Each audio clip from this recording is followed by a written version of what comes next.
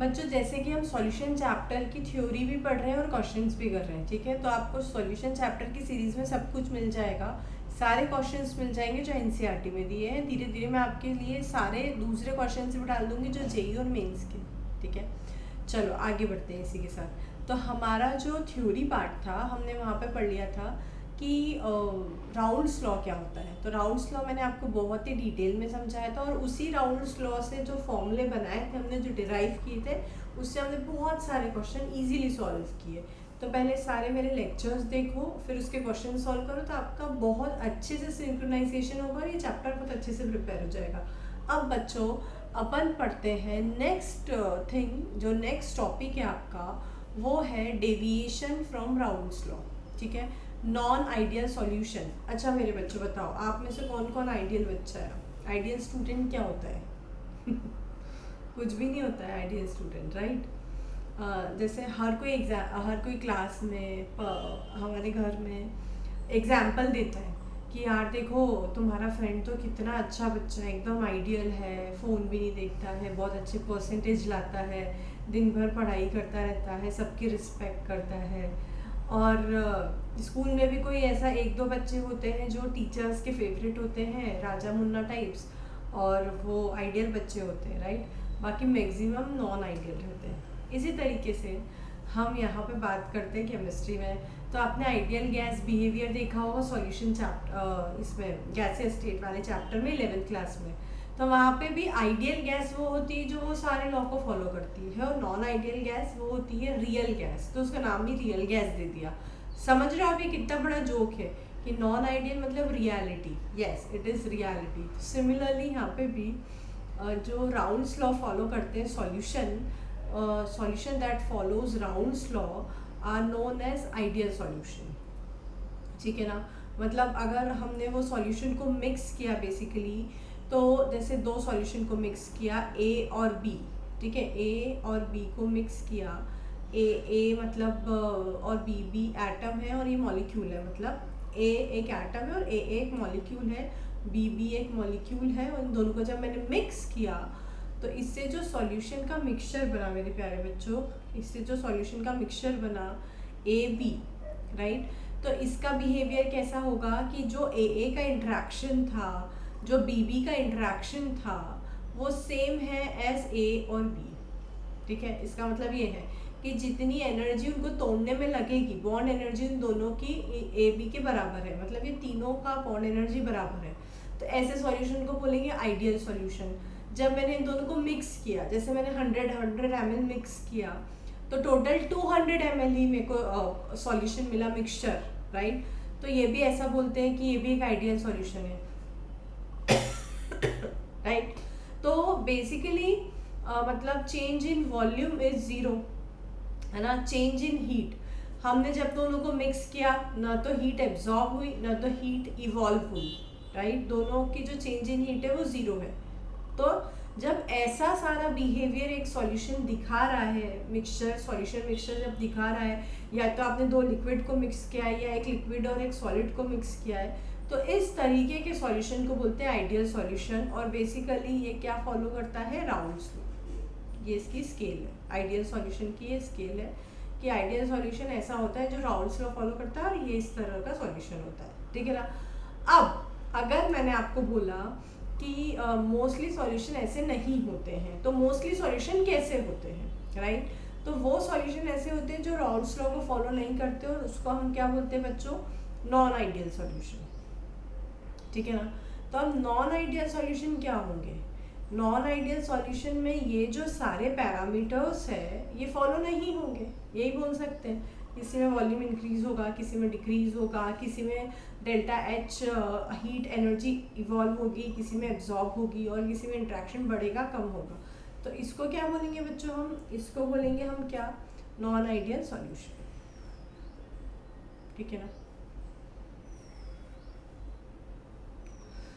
तो जब हम नॉन आइडियल सॉल्यूशन की बात कर रहे हैं बच्चों, तो लेट्स टॉक अबाउट इट कि फॉर एग्जांपल मैंने क्या किया, एक एग्जांपल देके आपको समझाऊंगी ना तो बहुत मज़ा आएगा, ठीक है ना। मैंने ले लिया अल्कोहल, अल्कोहल में मैंने ले लिया इथेनॉल, ठीक है ना। इथेनॉल को आप बहुत अच्छे से जानते हो, इथेनॉल की केमिस्ट्री हम बहुत बार पढ़ चुके हैं। तो ethanol is very friendly type of chemical, और एसीटोन, राइट। तो अब इथेनॉल और एसीटोन में क्या है बच्चों कि ये इटसेल्फ, इथेनॉल की मैं बात करूँ तो CH3CH2OH, ध्यान से सुनना, बहुत डिटेल में समझा रही हूँ, ये आपको आपकी बुक में नहीं दिया है, ठीक है। तो ये हो गया आपका CH2CH3। तो बेसिकली यहाँ पे मैंने दो इथेनॉल के मॉलिक्यूल को हाइड्रोजन बॉन्डिंग से ज्वाइन कर दिया, जिसको हम बोलते हैं इंटरमॉलिक्यूलर हाइड्रोजन बॉन्डिंग, ठीक है। तो ये जो जॉइंट होगा ये किससे जॉइंट होगा, इंटरमॉलिक्यूलर हाइड्रोजन बॉन्डिंग से जॉइंट होगा। तो जब ये इंटरमॉलिक्यूलर हाइड्रोजन बॉन्ड से जॉइंट हुए मेरे बच्चों, तो हाइड्रोजन बॉन्डिंग बहुत स्ट्रॉन्ग बॉन्डिंग होती है। तो इस तरह से जब ये जॉइंट हुए तो इनको तोड़ने में ज़्यादा एनर्जी लगेगी, ठीक है। सिमिलरली एसीटोन में भी यही है। तो अब मैंने इथेनॉल और एसीटोन को मिक्स कर दिया, ठीक है। इथेनॉल और एसीटोन को मिक्स कर दिया, तो क्या होगा बच्चों, इथेनॉल और एसीटोन को मिक्स करने पे ये होगा कि इन दोनों के बीच का जो अट्रैक्शन है वो इतना स्ट्रॉन्ग नहीं रहेगा जितना ये प्योर फॉर्म में स्ट्रॉन्ग है। मेरी बात समझ रहे हैं आप, कि जब इथेनॉल प्योर फॉर्म में है तो इसके बीच में स्ट्रॉन्ग हाइड्रोजन बॉन्डिंग है, एसीटोन प्योर फॉर्म में तो इसके बीच में स्ट्रॉन्ग बॉन्डिंग है, ठीक है। तो ये जब अलग अलग है प्योर फॉर्म में तो इनके बीच में स्ट्रॉन्ग बॉन्डिंग है। लेकिन जब मैंने इसको दोनों को मिक्स कर दिया तो अब क्या होगा बच्चों कि जो इसके बीच में हाइड्रोजन बॉन्ड है, मतलब अपन देखते हैं कि अगर इथेनॉल के बीच में जो हाइड्रोजन बॉन्ड है इसके बीच में क्या आ जाएगा,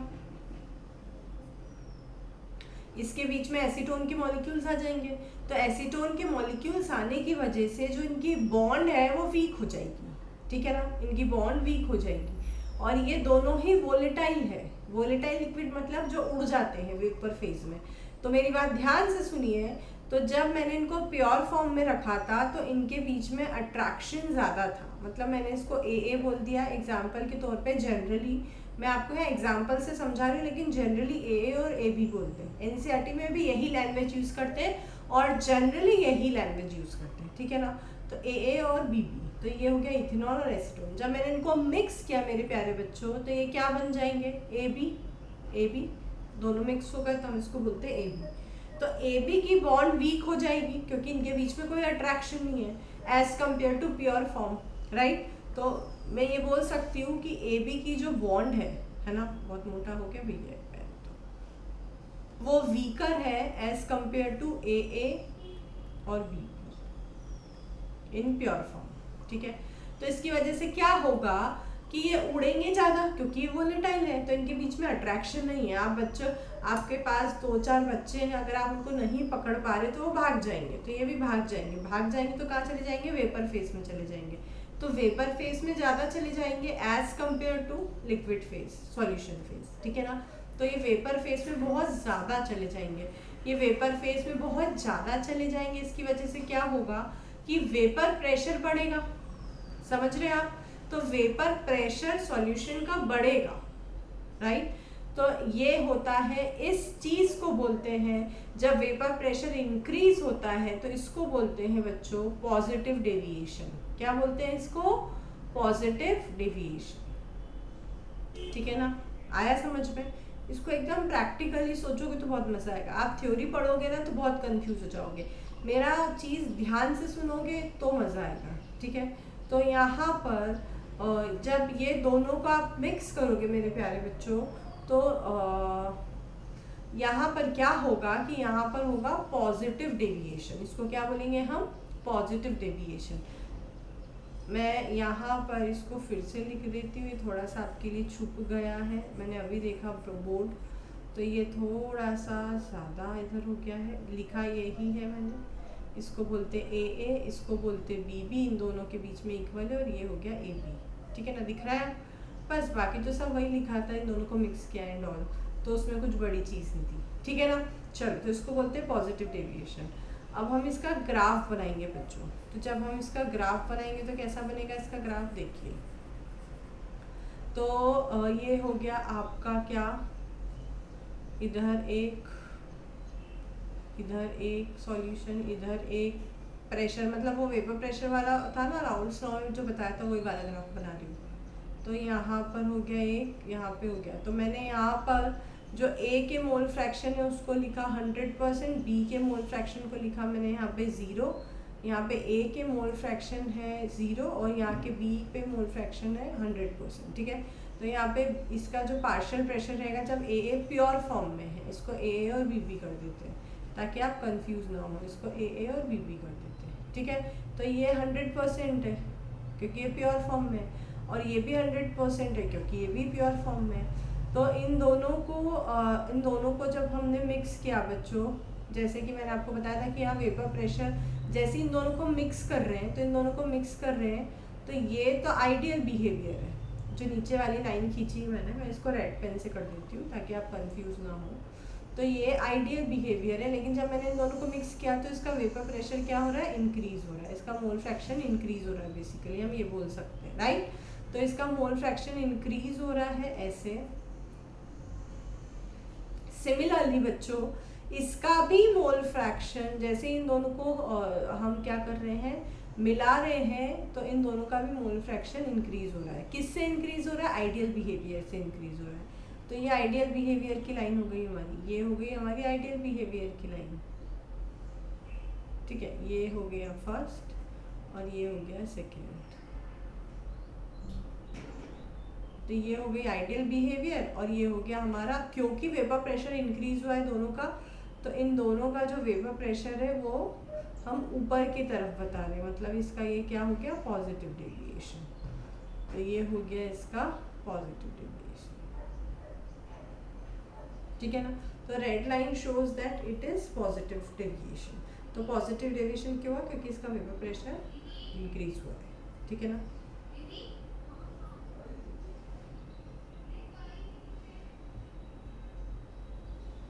आगे बढ़े, चलिए next is negative deviation.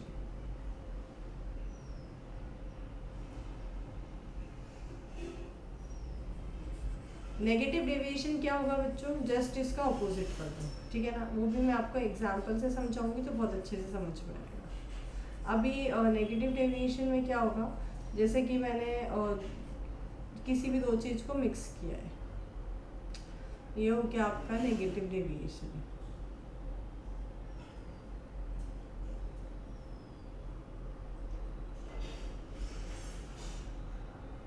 Negative deviation क्या होगा कि जैसे मैंने CHCl3 को और एसीटोन को मिक्स किया, तो CHCl3 और एसीटोन क्या हो जाएगा, ये हो गया आपका CHCl3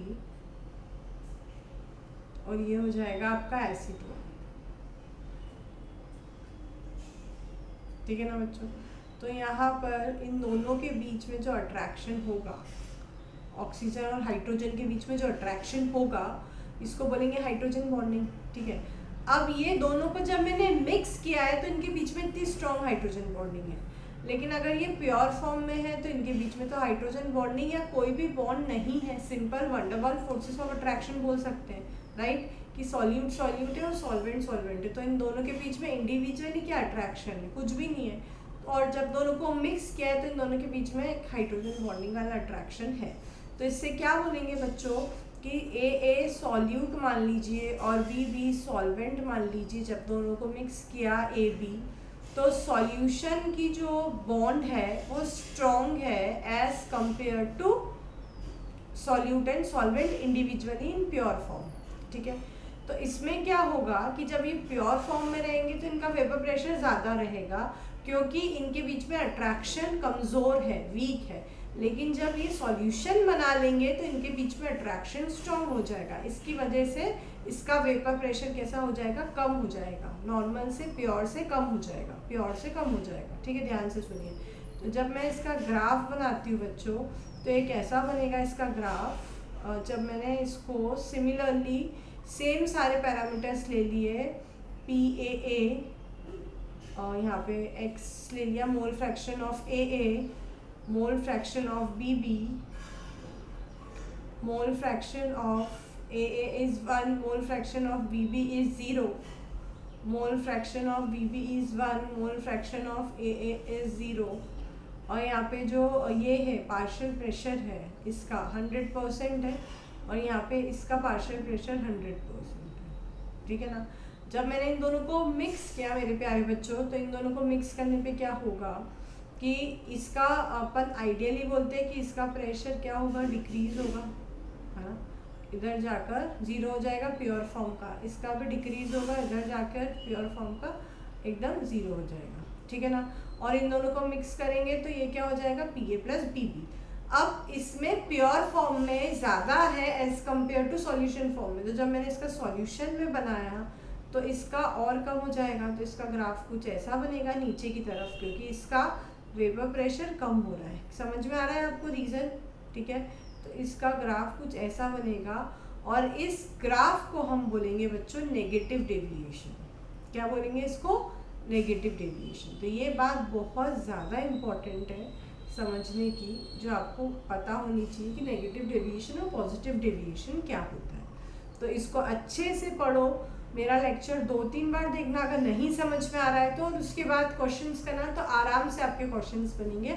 अब हम नेक्स्ट टॉपिक पढ़ेंगे बच्चों, जो कि आपका है कॉलिगेटिव प्रॉपर्टीज। तो कॉलिगेटिव प्रॉपर्टीज मैं आपको बताने वाली हूँ नेक्स्ट टॉपिक में, नेक्स्ट वीडियो में। Bye bye.